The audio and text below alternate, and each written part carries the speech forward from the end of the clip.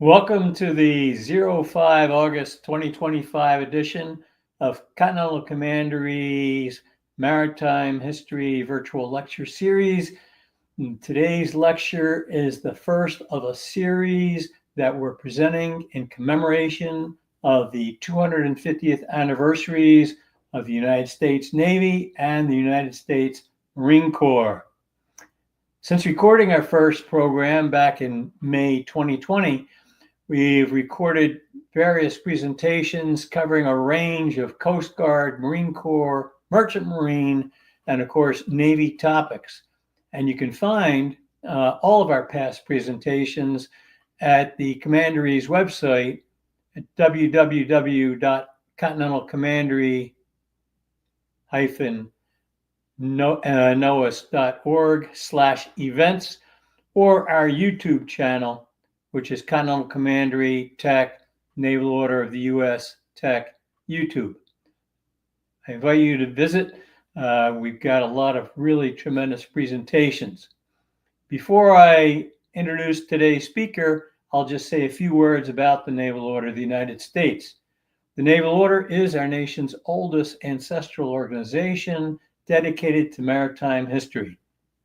Our mission is to preserve, promote, and celebrate U.S. maritime history and provide camaraderie for our companions.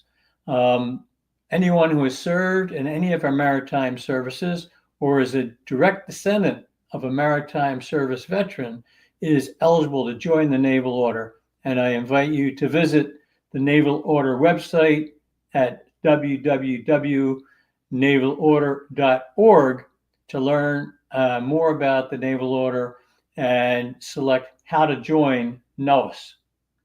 Today's presentation is being recorded as a YouTube presentation.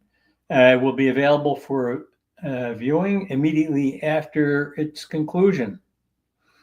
You can use the same link as the one you would be watching today's presentation on to watch it again in the future. Dr. Charles Lentz, who is now Superintendent of the New Hope-Solebury School District, not far from where I live. I'm in Princeton, and New Hope is all of about 15 miles away. Dr. Lentz is a supervisor of the school district, and he has spent his career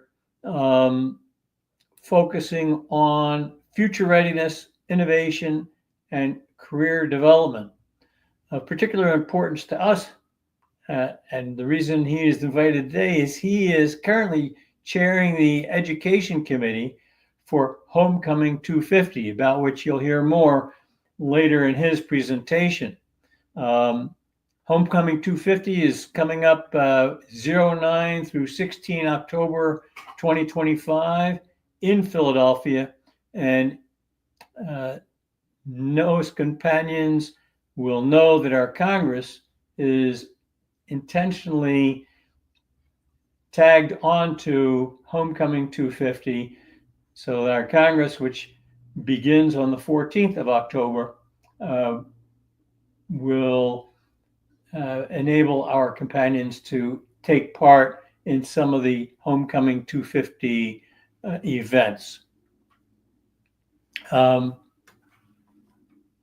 Chuck, welcome aboard. Glad to have you today and delighted that you're able to join us.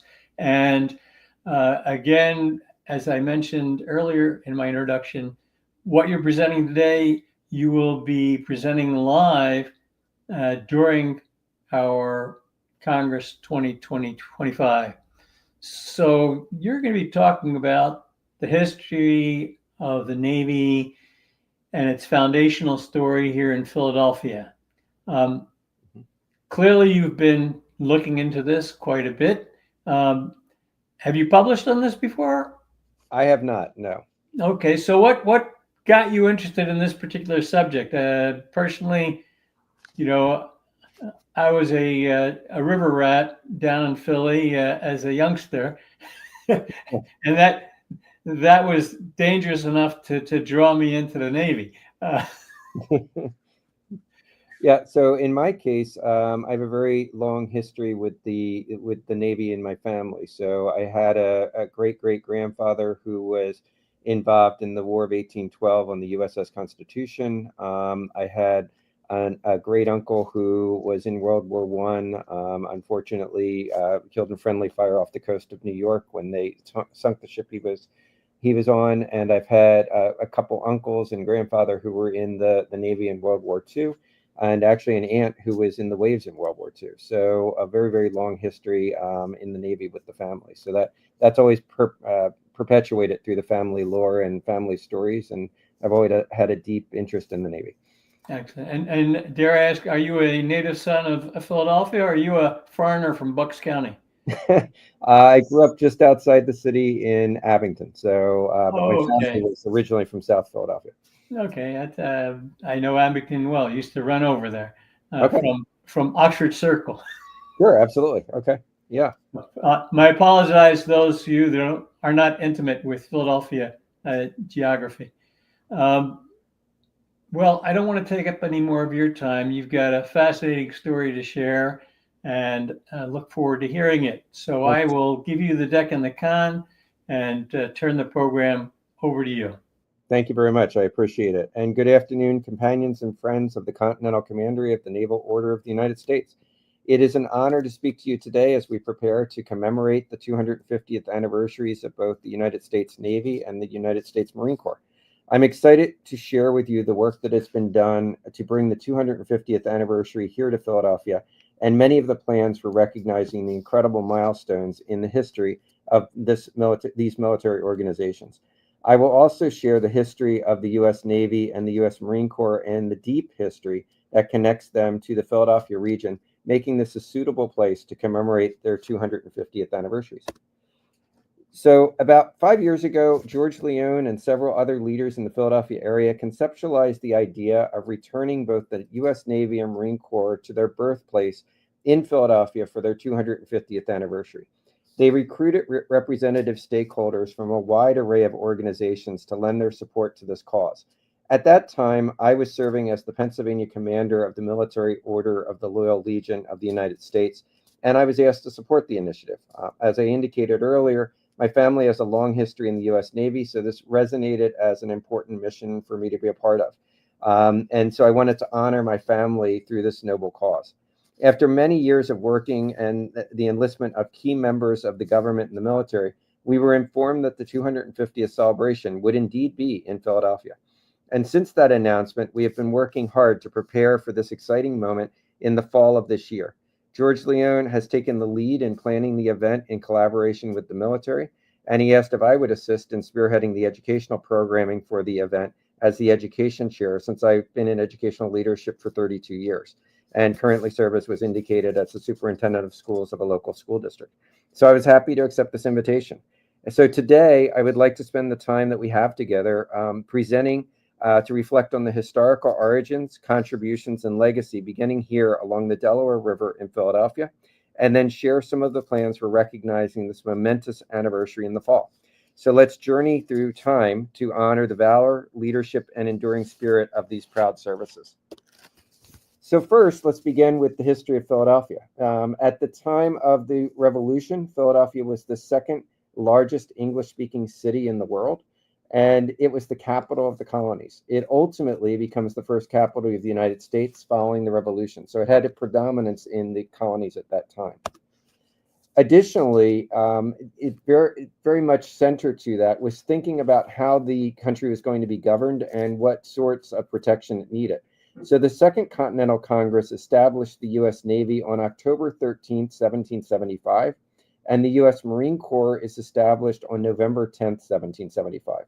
John Adams was a delegate to both the First and the Second Continental Congresses from Massachusetts, and he was very instrumental in the founding of the Navy. He supported the creation of a strong Navy for protection of the country's trade and coast, and he was instrumental in the realization of the creation of both the U.S. Navy and the U.S. Marine Corps. He was involved in drafting the original rules for the Continental Navy in 1775. He established the Department of the Navy in 1798, and he established articles of war, which included rules such as punishing mutiny and sedition with court-martial, punishing murder with death, establishing rank for sea officers, and establishing an oath for court-martial members. We also had several civilian leaders created among the American military and creating the military virtually from nothing. So some of those key figures that are from the Philadelphia area were Francis Hopkinson. He was delegate to the Second Continental Congress from New Jersey. He signed the Declaration of Independence. He served on the Naval Board in Philadelphia. He chaired the Naval Board from 1776 to 1778. He helped to design a naval flag that is later adopted as the U.S. flag or the colony flag. And he is buried at Christ Church. Robert Morris is another predominant figure. He served as the superintendent of finance, and in that capacity was critical in securing the funds and supplies for the Navy.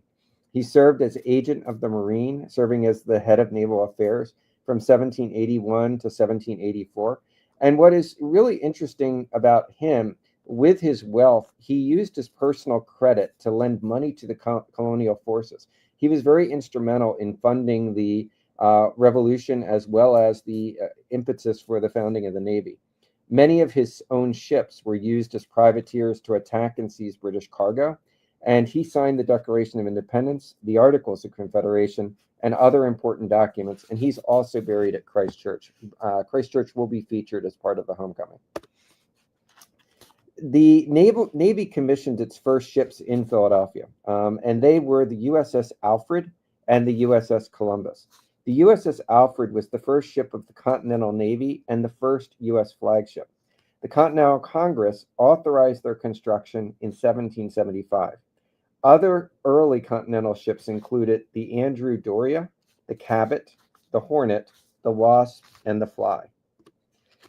There are several major Navy officers who were also commissioned in Philadelphia. So we'll start with John Paul Jones. He was a Scottish Navy officer. He served in the Continental Navy during the American Revolution. He's considered the father of the American Navy. He's considered one of the greatest naval commanders in military history, and he commanded the warship Ranger. He had multiple engagements, particularly engagements in the Irish Sea. We also have Captain Nicholas Biddle of the famous Philadelphia Biddle family. He was born in Philadelphia. He was one of the first 5 captains of the Continental Navy. He confronted the British warship, the HMS Yarmouth, and he was killed in battle when his ship exploded in that battle. And finally, Captain Gustavus Cunningham. He was buried at St. Peter's Church. He was born in Donegal, Ireland. He was captain in the Continental Navy. He was captain of the Luger Surprise. He raided and captured British merchant vessels, and he also assisted in the defense of Philadelphia in the War of 1812. So you can see that Philadelphia has a very, very strong history in the leadership of the Navy. One of the featured areas and part of the homecoming is Tun Tavern. So Tun Tavern is a very famous tavern located in South Philadelphia in the original colonial section of the town. And this is legendary if you're a U.S. Marine, because this is one of the places where the Marines were actually founded and some of the first recruiting of the Marines happened. Tun Tavern was very central to that period of time in Philadelphia, and many other historic organizations and Philadelphia organizations were founded at this particular tavern. It's connected with the founding of the Society of St. George in Philadelphia, the Grand Masonic Lodge of Pennsylvania, St. Andrew's Society, and numerous other colonial and patriotic organizations. Unfortunately, in the construction of I-95, or shortly before that, this building was destroyed. But as part of the homecoming, they're actually rebuilding it as a place you can visit very, very close to the original site. Another key feature of this particular establishment of the Marine Corps is Captain Samuel Nichols. He was an American Marine and military officer. He's the first officer commissioned in the U.S. Continental Marines. He's considered to be the first commandant of the Marine Corps, and he established the recruiting headquarters I spoke to earlier for the Marine Corps at Tun Tavern. He commanded the Marine detachment aboard the Alfred, and so he becomes a central figure in the establishment of the Marine Corps, and it's noted here is buried at the Arch Street Meeting House, one of the Quaker meeting houses in Philadelphia. The Continental Navy and Marines launched their first missions from the Delaware in March of 1776. They seized British gunpowder in the Bahamas, and they were constantly disrupting the British Navy in their activities. Also of note, 600 Marines were part of Washington's Continental Army when they crossed the Delaware on Christmas Eve of 1776, as you can see pictured here. And included in that famous battalion was Major Samuel Nichols and his battalion that accompanied Washington in that particular initiative. Additionally, George Washington led the Continental Marines into battle at Princeton in January of 1777. And this activity slowed the British advance into the colonies. Washington rallied the Marines and they won the battle. And the Battle of Princeton was the first in a series of battles where the Continental Marines fought far from their ships. During the War of 1812, the British Navy blockaded the Delaware River and Bay to disrupt the American economy and destroy the U.S. Navy. The blockage was from March of 1813 to 1815. The British bombarded the town of Lewis for 22 hours on April 6, 1813. And for those of you who are not familiar with Lewis, it's on the Cape of Delaware, at the very southern end of Delaware.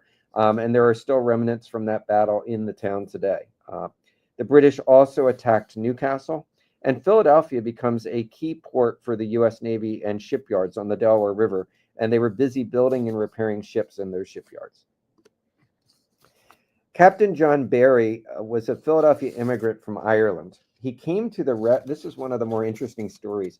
He came to the rescue of the ship Nancy, which was carrying ammunition and gunpowder to the colonies. When the Navy runs aground in Turtle Gut Inlet in present-day Wildwood Crest, which is in New Jersey, he's able to rescue all of the sailors and secured much of the ammunition, and then blew the ship up, ending the battle with the British at that moment in time. So really impressive action on his part. We also, after the British Army takes Philadelphia, the Delaware forts hold off the British fleet from September to November of 1777. They had a real strategic role in keeping the British from moving out of the Philadelphia area. The forts included in this initiative were Fort Mifflin, Fort Mercer, and Fort Billingsport, and we're going to talk about those now. So the Continental Army fort in Billingsport in Paulsboro, New Jersey, during the Revolution was instrumental. It was the first land purchased by the United States authorized by the PA Committee of Safety of the Second Continental Congress. The fort was built by troops from New Jersey, Pennsylvania, South Carolina, and Virginia. It had 5 cannon, and it helped to interfere with British naval communications during the Philadelphia occupation of the British in September 26th of 1777.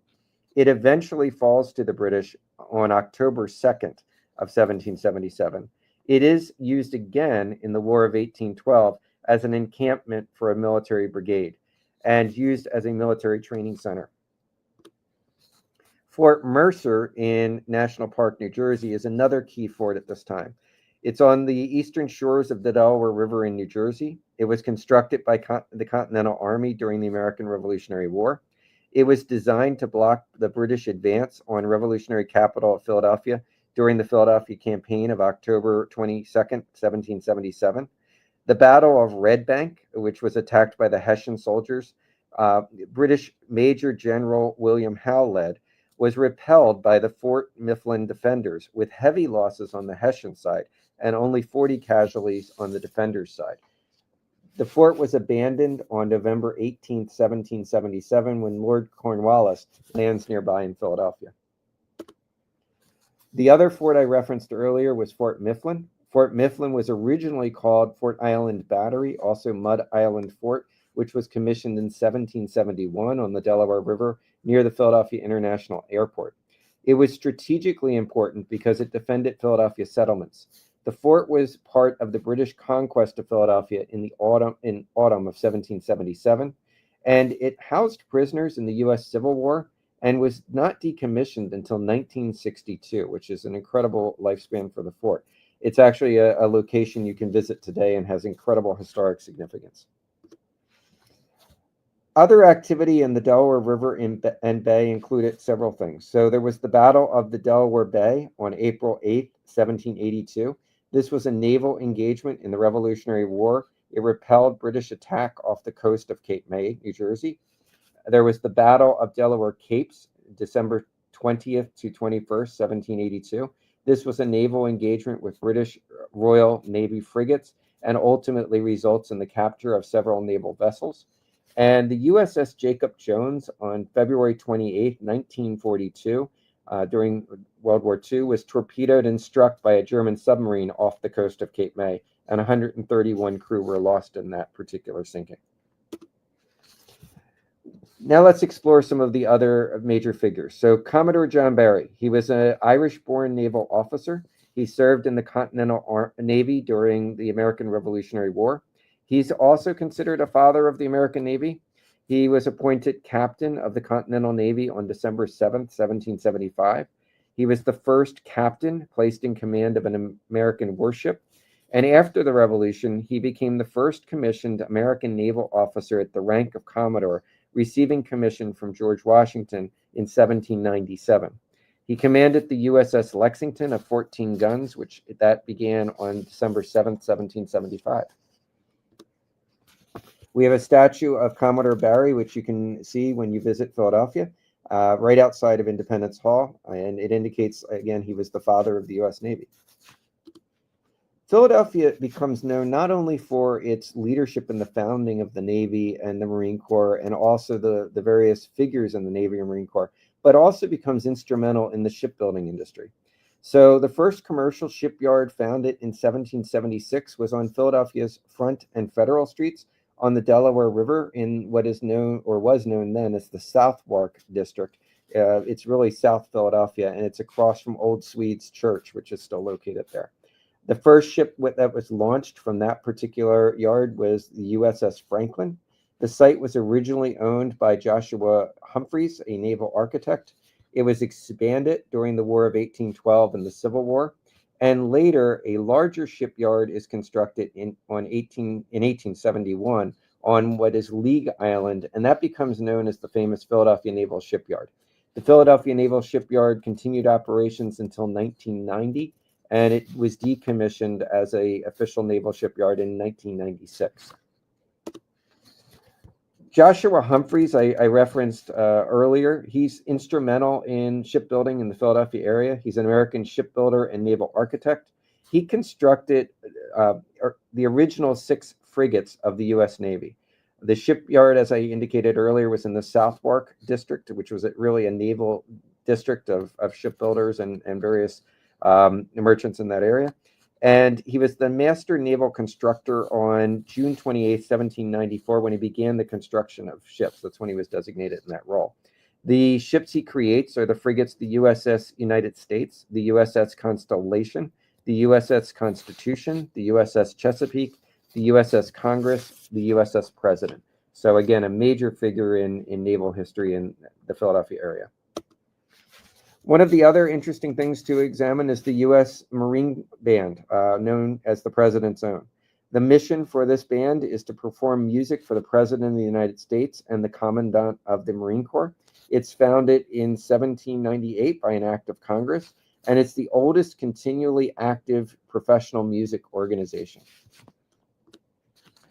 There are other major U.S. Navy figures and heroes that we should look at in looking at Philadelphia. So Stephen Decatur, he was a U.S. naval officer. He supervised the construction of several U.S. naval vessels. He's the youngest man to reach captain in U.S. naval history.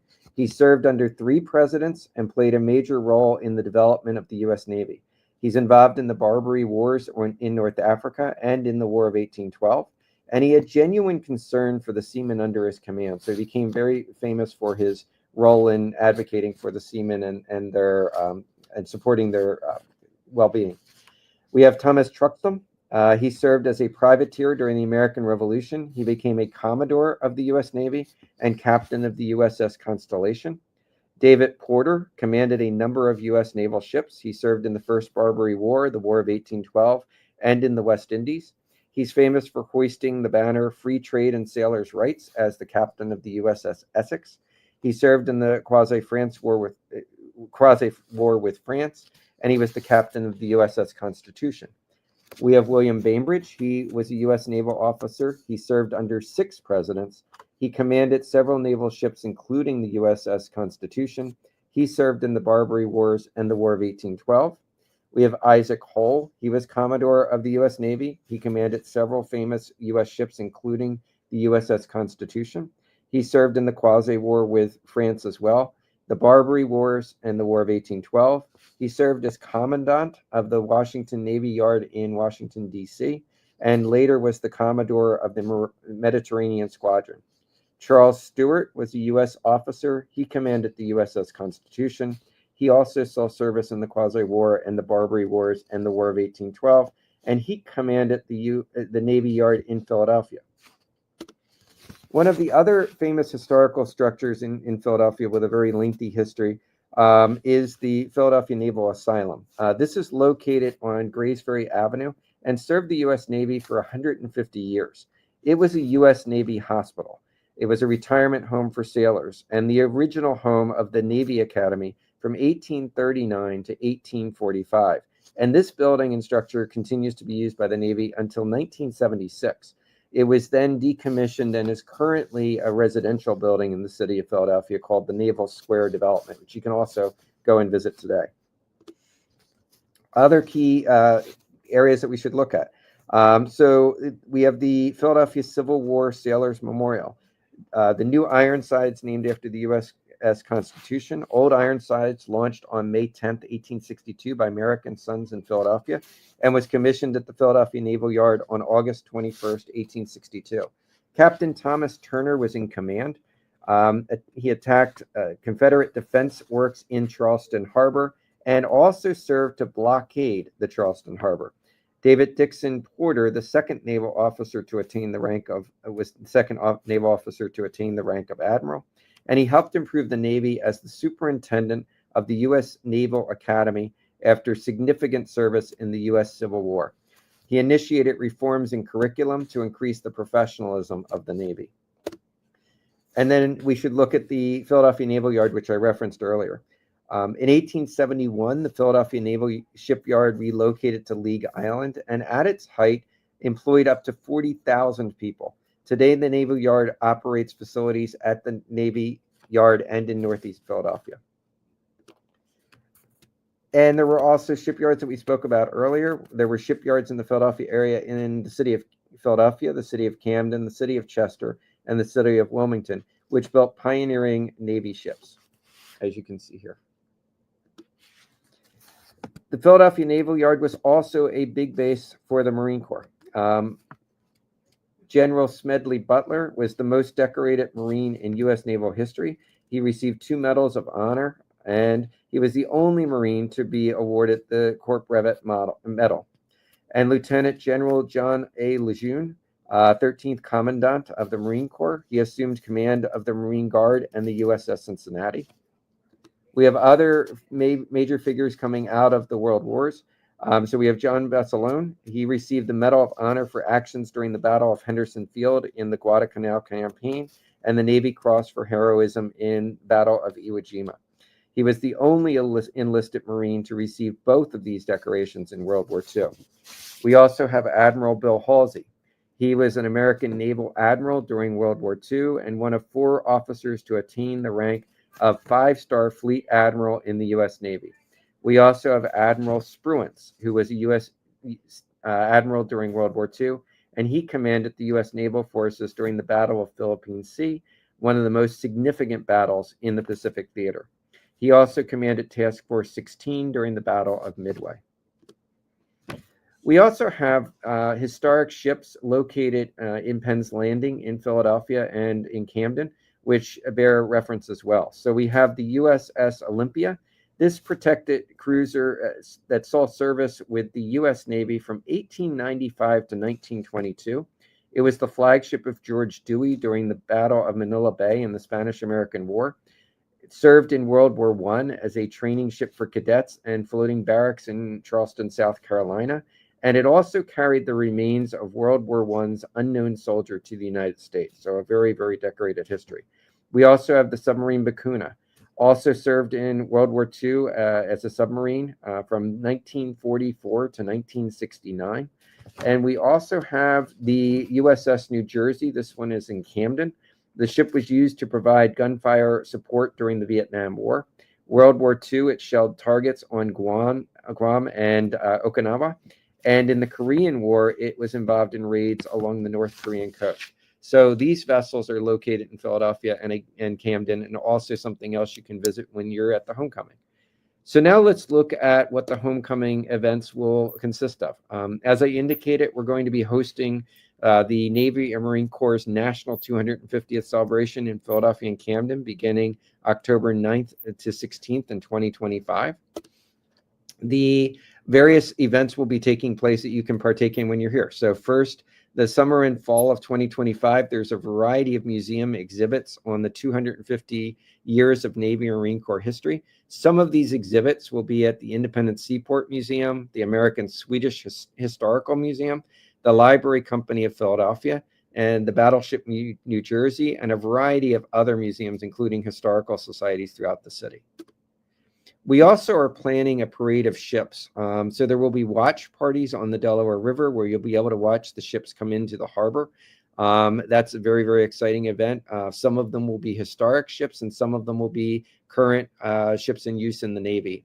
So we're excited about that. Not all of the announcement has been made about which ships specifically, but mainly for security reasons. But we're very excited to have a large contingent of ships coming to this event.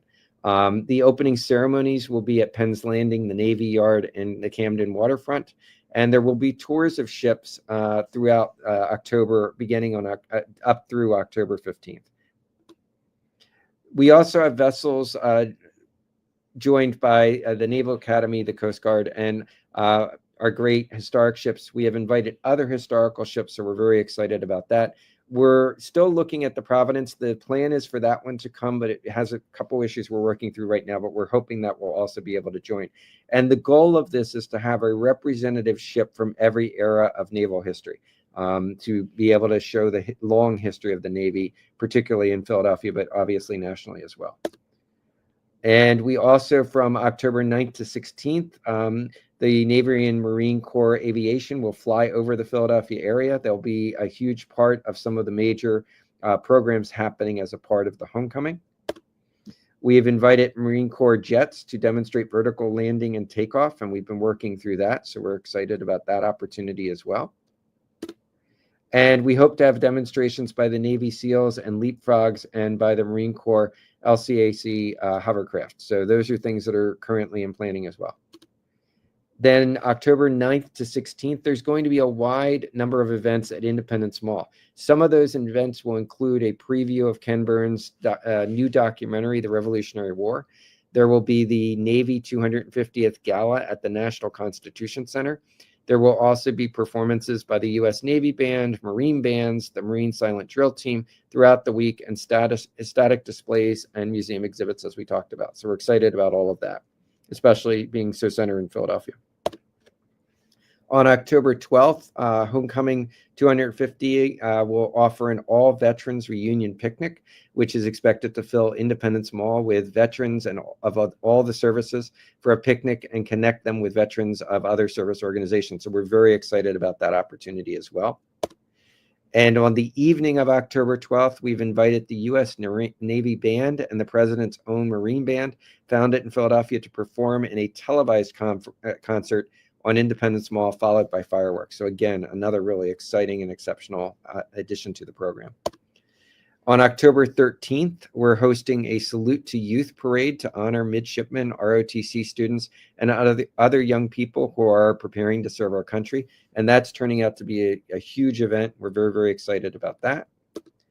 And October 13th, the Navy 250th commemoration will happen at Independence Mall, and the Blue Angels will do a flyover of Independence Hall and the Philadelphia area. And then we have a number of athletic events. There's going to be a 2.5-mile run with sailors and Marines. The Army-Navy Soccer Cup will be at Subaru Park in Chester on October the 10th. We're contemplating, and I believe is almost finalized, the Navy Temple football game at the Link on October the 11th, and possibly an NFL Eagles game at the Link honoring the Navy and Marine Corps 250th. So again, very exciting events to draw interest into the work of the Navy and the Marine Corps. And other planned events, there's going to be an academic symposium on Navy and Marine Corps history hosted by the University of Pennsylvania. There will also be a leadership symposium, Maritime Workforce Outreach, an innovation center where they're going to highlight a lot of the technological innovations that the Navy and Marine Corps are using. That's very, very exciting. We're doing the Navy and Marine Corps Memorial Service at Christ Church, where a number of the individuals we talked about are buried. And we have a Navy Medicine Conference with the Chaplain Corps of the 250th, and also historic tours, sailing tours, and much more. And that concludes my program. Great stuff.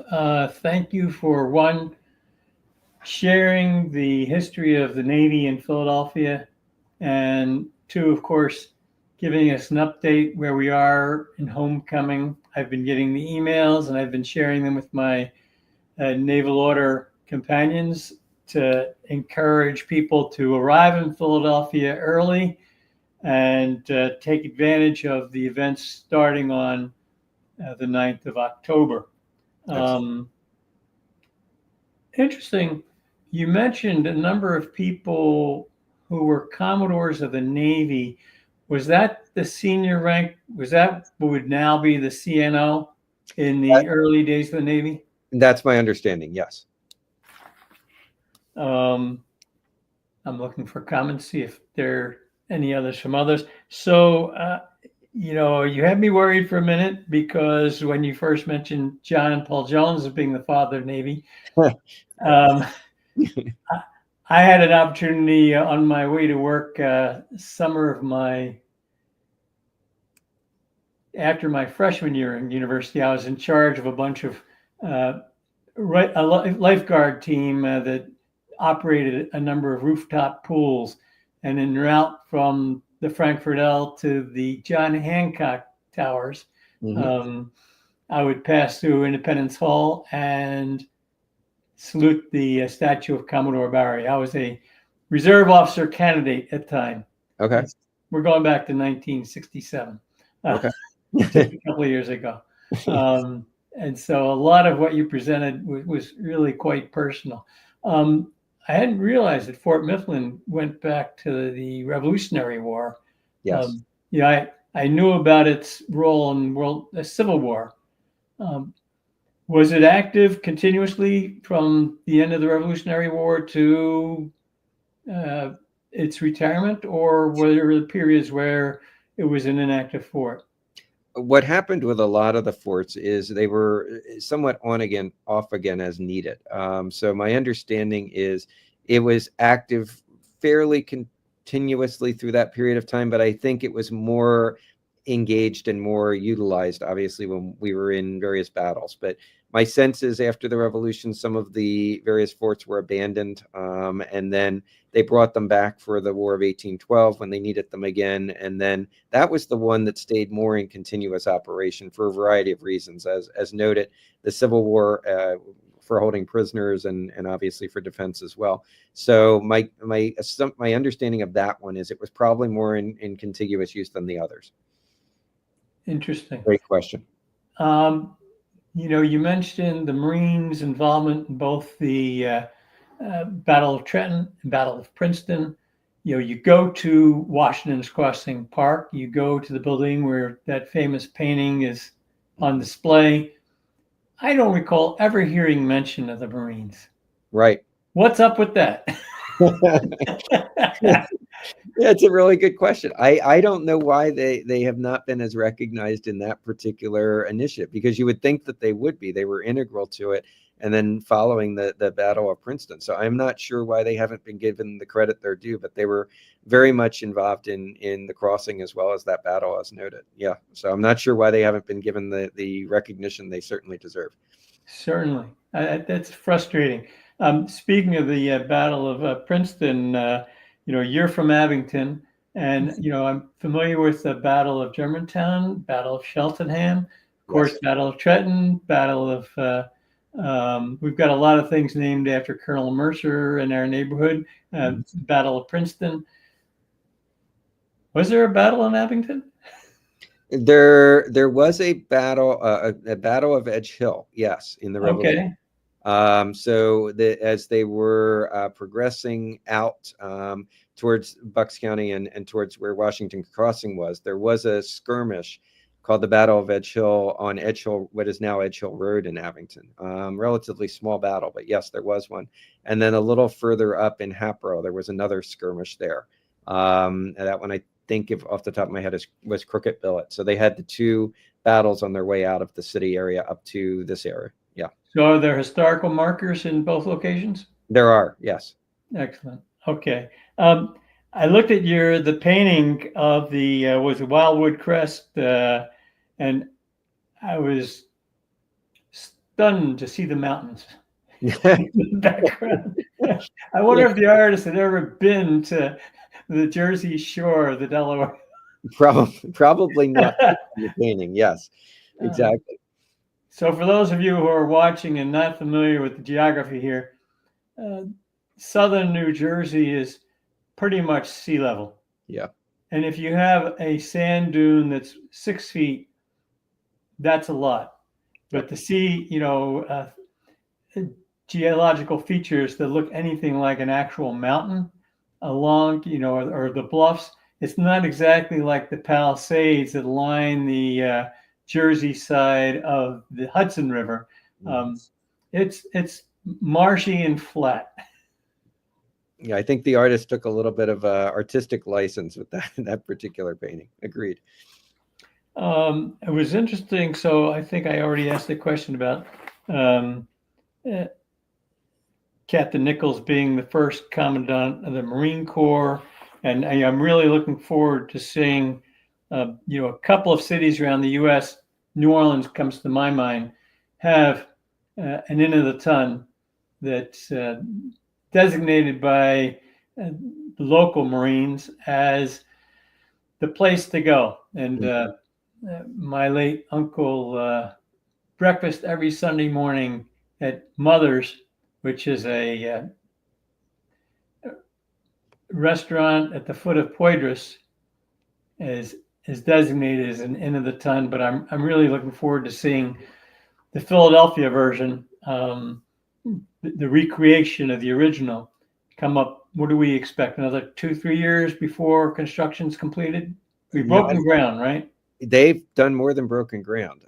They were really rushing to get it done for this event. It's not going to be done, but they're going to have a decent amount of work done on it, and they're trying to make it as close to the original as possible. It will be an operational tavern when it's finished. Understood. Is it also going to have rooms for, or just the pub and the Starker area?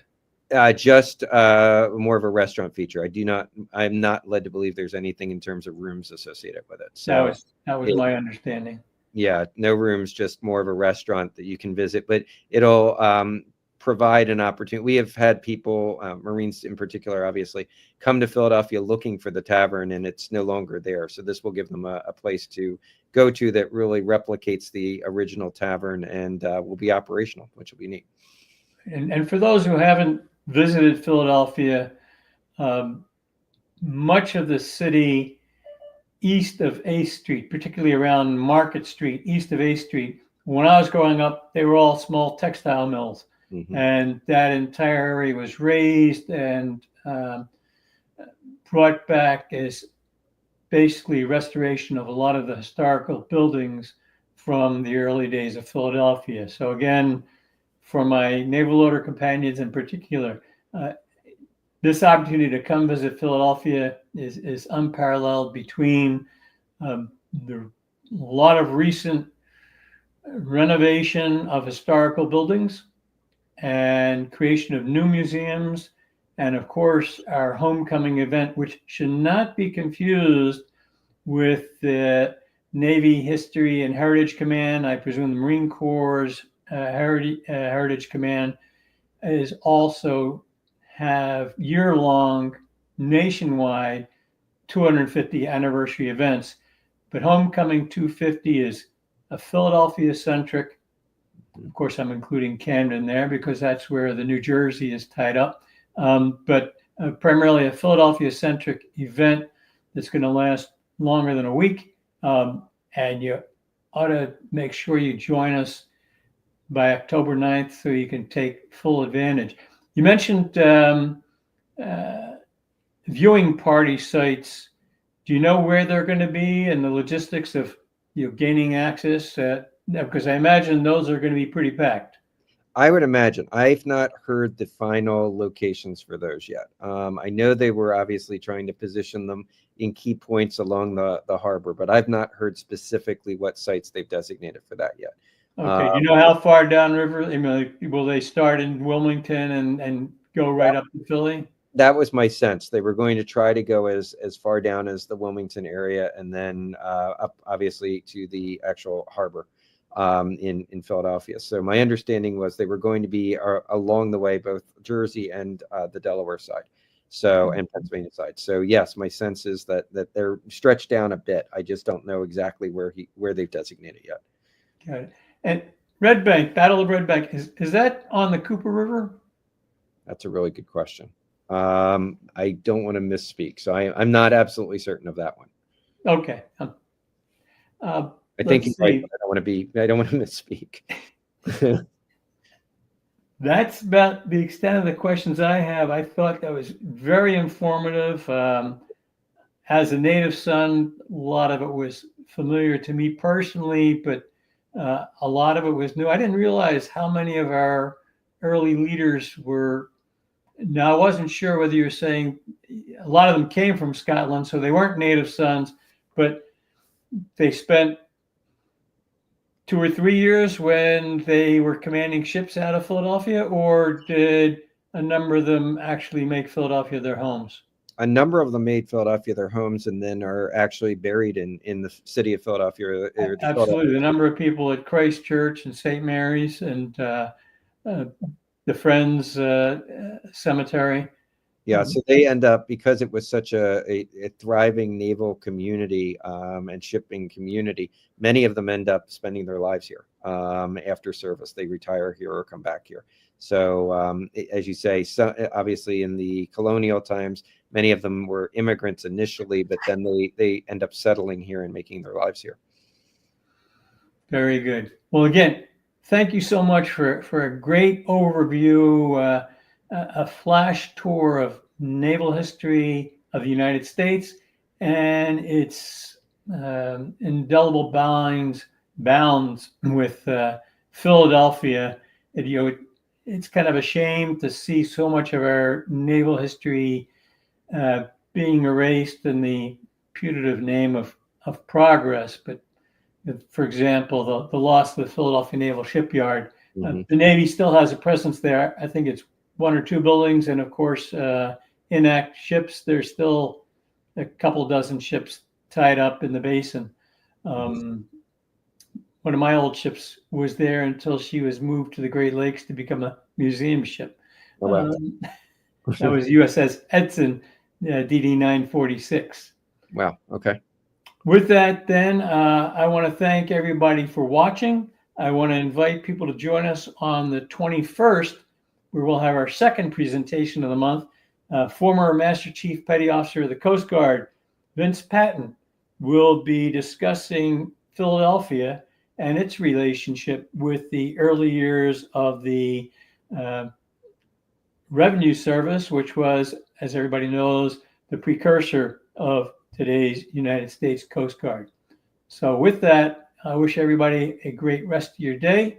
And again, thank you, Chuck, for your presentation. Thank you for having me. I really enjoyed it. So thank you very much.